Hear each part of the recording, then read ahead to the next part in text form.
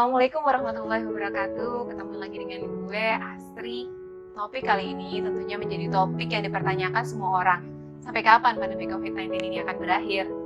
Sejak diumumkan pertama kali oleh Presiden Republik Indonesia Bapak Joko Widodo tanggal 2 Maret 2020 bahwa ditemukan 2 orang Indonesia terinfeksi COVID-19. Dan sejak hari itu sampai 9 April, angkanya menjadi 3.293 kasus positif dengan jumlah kematian sebanyak 280 orang atau sekitar 8%. Dan lonjakan angka ini menjadi peningkatan tertinggi sejak diumumkan pertama kali. Lonjakan kasus dan jumlah kematian angka ini sangatlah besar dalam waktu yang sangat pendek.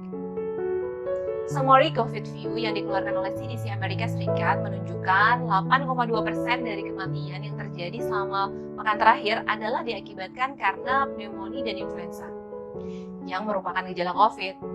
Presentasi ini berada di ambang batas epidemi, 7,2%. Sendiri, prediksi peneliti dari Ekman Oxford Clinical Research Unit memperkirakan 71.000 orang terkena virus corona sampai akhir April.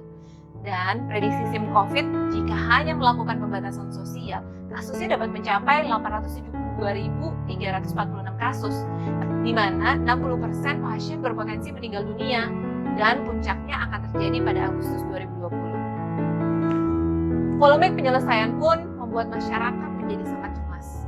Lalu orang bertanya, sampai kapan pandemi COVID ini berakhir? Prediksi berbagai ahli atau peneliti di berbagai media memang berbeda-beda. Walaupun prediksinya berbeda-beda, namun satu hal yang pasti adalah angka yang dikeluarkan Kementerian Kesehatan secara real pasien yang terinfeksi dalam jumlah besar. Sehingga kita harus selalu waspada dan tidak menganggap hal ini menjadi hal yang sepele.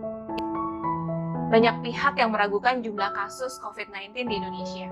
Seharusnya di Indonesia mengalami puncak COVID pada bulan ini, karena banyak orang yang tidak terlacak virus corona. Kita juga harus menerima realita bahwa kurangnya layanan tes COVID mengakibatkan banyak orang belum terdeteksi. Lalu, kapan berakhir?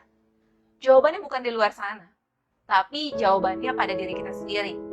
Selama kita tidak melakukan physical distancing, maka kita memperlambat berhentinya kasus ini. Kita semua berperan dalam menghentikan ini. 90% diprediksi penderita COVID tidak membutuhkan perawatan dikarenakan tidak bergejala. Dan sayangnya seringkali orang tanpa gejala tidak tahu kalau dirinya sedang terinfeksi, dan tentu saja bisa menularkan kepada orang lainnya. Isolasi diri menjadi hal yang penting.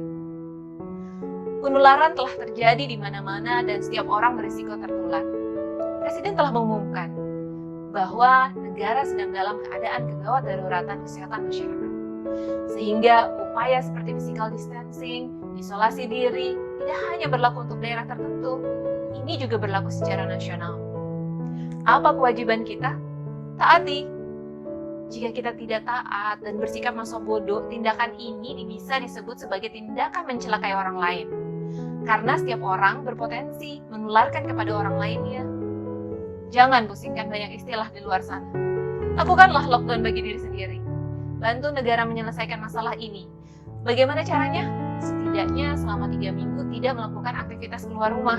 Menjaga kesehatan, meningkatkan imunitas tubuh. Maka dengan waktu 3 minggu, virus di dalam tubuh akan mati dengan sendirinya.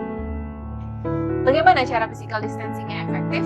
Berikut gue sampaikan ada 10 cara physical distancing yang efektif. Yang pertama, tidak keluar rumah kecuali hal yang mendesak, seperti membeli kebutuhan pokok. Jika berpergian, segera ganti baju dan mandi ya. Yang kedua, tidak bersalaman, tidak berpelukan atau berciuman. Hindari penggunaan transportasi publik. Yang keempat, bekerja dari rumah. Yang kelima, gunakan telepon atau layanan online lainnya untuk menghubungi fasilitas kesehatan atau fasilitas lainnya. Yang keenam, untuk sementara waktu kita beribadah dari rumah ya. Yang ketujuh, gunakan masker jika berinteraksi dengan orang lain. Kedelapan, jaga jarak dengan orang minimal 1 meter. Kesembilan, lakukan perilaku hidup bersih dan sehat seperti makan makanan yang sehat, rutin mencuci tangan dengan sabun selama 20 detik, dan lakukan olahraga di rumah. Dan terakhir, tutup mulut ketika batuk dan bersin ya. Ketidakpatuhan banyak menyebabkan peningkatan yang terus-menerus di Indonesia. Namun ini sepenuhnya salah masyarakat.